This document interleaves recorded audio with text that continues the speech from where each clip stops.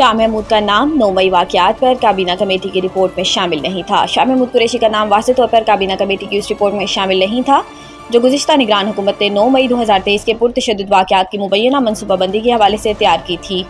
अगरचे शाह महमूद कुरैशी के खिलाफ इन वाक़यात से मुतल्लिक FIRs दर्ज की गई थी जिन्हें रियासी इदारों पर होने वाले संगीन हमलों में शुमार किया जाता है, लेकिन सरकारी रिपोर्ट में उनका नाम कहीं नहीं था। रिपोर्ट में PTI के सदर चौधरी परवेज़ इलाही का नाम भी शामिल नहीं था, जिससे इन दोनों के खिलाफ आयद करदा इल्ज़ामात की कानूनी जवाज़ पर सवालात पैदा हुए थे। ये काबीना कमेटी रिपोर्ट बाद में मौजूदा विफाकी काबीना के रूबरू पेश की गई थी, जिसमें मुतअद्दिद PTI रहनुमाओं के मुबैना किरदार का जिक्र था।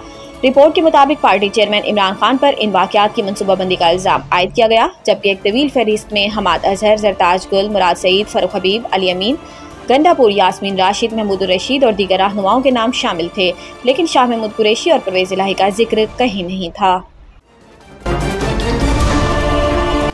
टैक्स निज़ाम की बेहतरी से आम आदमी पर टैक्स बोझ कम करना तरजीह है। वज़ीर आज़म शहबाज शरीफ की ज़ेर सदारत FBR की जारी इस्लाहात पर जायज़ा इजलास हुआ, जिसमें वफाकी वज़रा अताउल्लाह तारड़, अहद खान चीमा, आज़म नसीर तारड़ और चेयरमैन FBR शरीक हुए। इजलास में वज़ीर आज़म ने FBR हुकाम और इस्लाहात में शामिल अफसरान और एहलकारों की कोशिशों की तारीफ की और आइंदा हफ्ते तजावीज़ से मुतल्लिक काबिल अमल अहदाफ और मुद्दत का तयन करके रिपोर्ट पेश करने की हिदायत की। इजलास में गुफ्तगू करते हुए वज़ीर आज़म ने कहा FBR की डिजिटाइजेशन से अहदाफ के हसूल में मुआवनत मिली। मुस्तकिल बुनियादों पर पायदार निज़ाम बनाने के लिए इक़दामात यकीनी बनाए जाएँ और गैर रस्मी मईशत के सदेबाब के लिए इन्फोर्समेंट से मुतल्लिक मज़ीद इक़दामात किए जाएँ। शहबाज शरीफ ने कहा कि FBR डिजिटल विंग के असर नो तश्कील के लिए अहदाफ के हसूल के वक्त का तयन किया जाए। इस्लाहात के इतलाक़ में कारोबारी हज़रात, ताजिर बरादरी, टैक्स दहिंदगान की सहूलत को मद्देनज़र रखा जाए।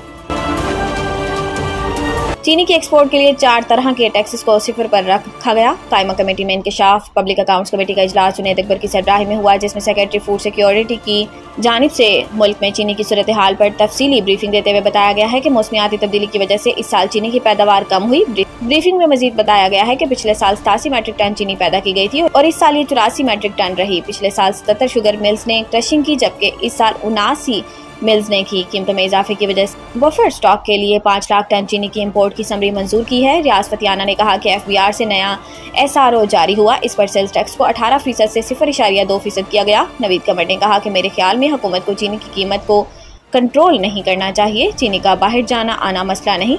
क्या मुसाबकती कमीशन ने इस कार्टेलाइजेशन को ख़त्म करने के लिए कुछ किया? जब आपके IMF की वजह से हाथ बंधे हुए हैं तो कार्टेल्स की वजह से आप पूरे मुआहदे को खतरे में डाल रहे हैं। जुनैद अकबर ने कहा कि अगले हफ्ते हमें मुकम्मल ब्रीफिंग दें, किसने चीनी इंपोर्ट की, किसने एक्सपोर्ट की और किसने इजाज़त दी। नूर मुकद्दम के सजा याफ्ता मुजरिम जाहिर जाफर ने नजरसानी दरखास्त दायर कर दी। सुप्रीम कोर्ट में दायर दरखास्त में मौक़िफ़ अपनाया गया है कि अदालत ने मुलजिम की जहनी हालत का तयन नहीं कराया। सुप्रीम कोर्ट में मेडिकल बोर्ड तश्कील देने की दरखास्त दी। सुप्रीम कोर्ट ने इस मुतफर्रिक दरखास्त पर फैसला नहीं दिया। दरखास्त में कहा गया है कि सजाए मौत देने के लिए वीडियो रिकॉर्डिंग पर इन्हिसार किया गया। वीडियो ट्रायल के दौरान दुरुस्त साबित भी नहीं की गई। मुलजिम को वीडियो रिकॉर्डिंग्स फराहम भी नहीं की गई। ट्रायल के दौरान कभी वो वीडियोस चलाकर भी नहीं देखी गई। नजरसानी अपील सीनियर वकील ख्वाजा हारिस के जरिए दायर की गई। दरखास्त में कहा गया है कि फैसले पर नजरसानी की ठोस वजूहात मौजूद हैं। अदालत अपने फैसले पर नजरसानी करे।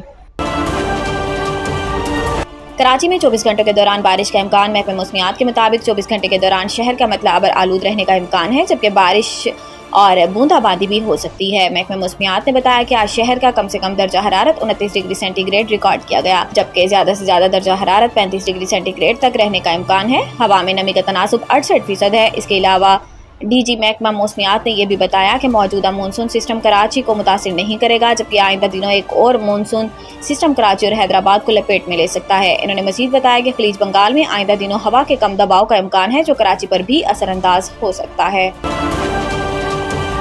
आयरलैंड के खिलाफ T20 सीरीज के लिए पाकिस्तान वीमेंस टीम के स्क्वाड का ऐलान। वीमेंस नेशनल सिलेक्शन कमेटी ने स्क्वाड का इंतखाब वीमेंस स्किल्स कैंप में शरीक 24 खिलाड़ियों में से किया। फातिमा सना टीम की क़यादत करेंगी। 2023 की वीमेंस अंडर 19 वर्ल्ड कप में पाकिस्तान की नुमाइंदगी करने वाली ईमान फातिमा को भी कौमी वीमेंस स्क्वाड में शामिल किया गया। 15 रुकनी टीम आयरलैंड रवानगी से काबिल कराची में प्री सीरीज कैंप में शिरकत करेगी। आयरलैंड के खिलाफ सीरीज 6 से 10 अगस्त तक डबलिन में खेली जाएगी। 15 रुकनी स्क्वाड में आलिया रियाज, डियाना बेग, ईमान फातिमा, गुल फिरोजा, मुनीबारी, नजीहा अलवी विकेट कीपर, जबकि नशरा संधू, नतालिया परवेज, रमीन शमीम, सदफ शम्स, सादिया इकबाल, सिद्रा अमीन, तूबा हसन और वहीदा अख्तर शामिल हैं।